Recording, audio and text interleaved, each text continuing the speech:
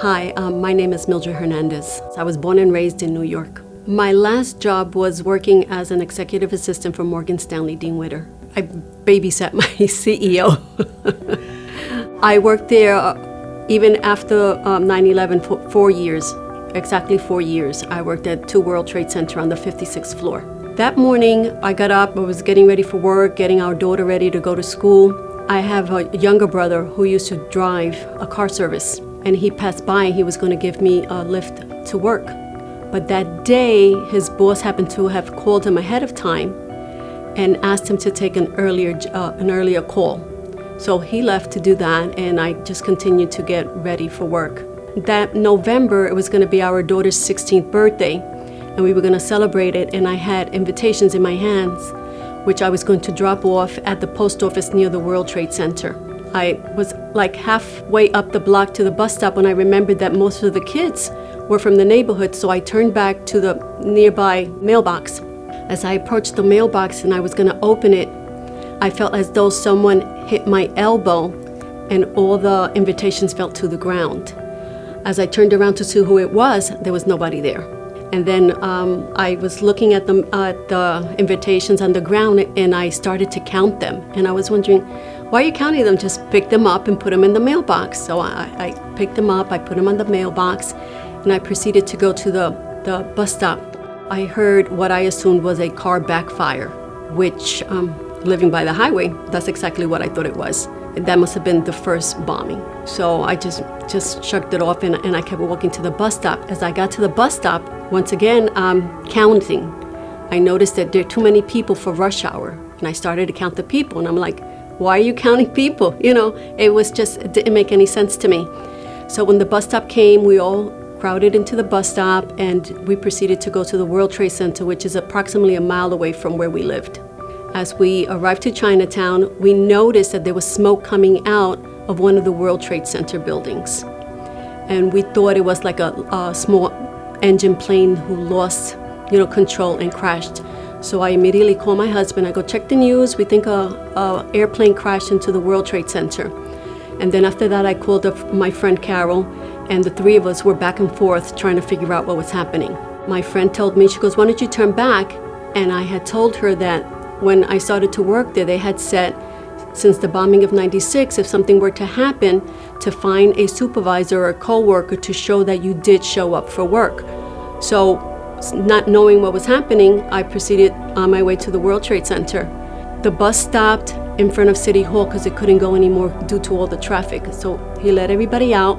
I proceeded to walk closer to the World Trade Center, and I noticed that people were screaming around me, and I was like, why is everyone screaming? And a woman next to me said, and she goes, those small dots that you see are people jumping out of the window. And I was like, wow. So I remember making a left, and I was like in front of the World Trade Center buildings, the Twin Towers. And all of a sudden we hear like this whoosh. And as we turned around, we felt the explosion, and we felt the heat of the explosion. And then we started to see everything was raining on us, all the debris from the building and the plane. Everybody started to scream and run. And I remember a man had fallen on the ground, and another one picked him up. And as we were running up the block, a security guard came out of a building, and she let us all inside. And I go, and to me, it was like an angel, because it was a glass building. I don't know if she could tell what was happening. She just came out. We all went in there. I was on the phone with my husband. He tells me, Mildred, we're under attack. Come home. And I think that's when I went into shock, because I remember just saying, okay. And I just went up the block, I turned right, and there was this man telling everybody, you shouldn't be out here breathing these fumes, because that gasoline and the computer wires is not good, especially for those who have respiratory problems. And I remember thinking, oh, that's me, let me go home. On my way, the cell phone stopped working, so I saw a payphone, and I called my daughter's school to let her know that I was okay. And I just continued home when I bumped into my husband in the middle of the block closer to where we lived. So I went home. We were watching on the news what was happening, and when the World Trade Center fell, I go, that's when I lost it, because I was thinking,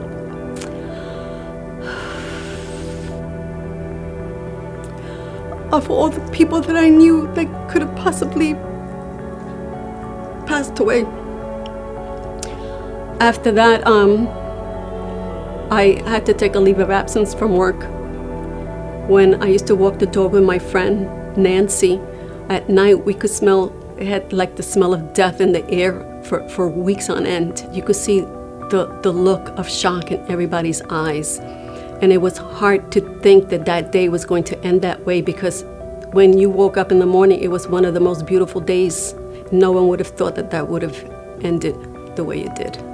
There was a gentleman who was her head of security. His name was Rick Riscola, and I know he was in the military for some time, and we lost him and a few of the security men who worked with him because he refused to go down until everybody was outside the building. People used to say afterwards that he was telling everybody, remember who we are. He goes, remember who we are. He goes, just continue down, do not stop, do not look back.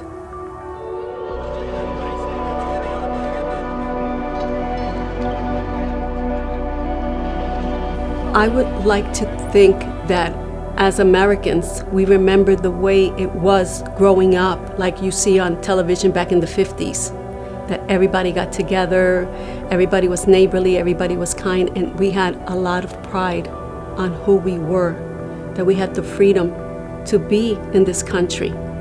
You know, we did lose a lot of people, a lot of innocent people were lost, a lot of brave policemen, firemen, a lot of security, so many first responders, and it would be a shame that this happened to them and no one remembers.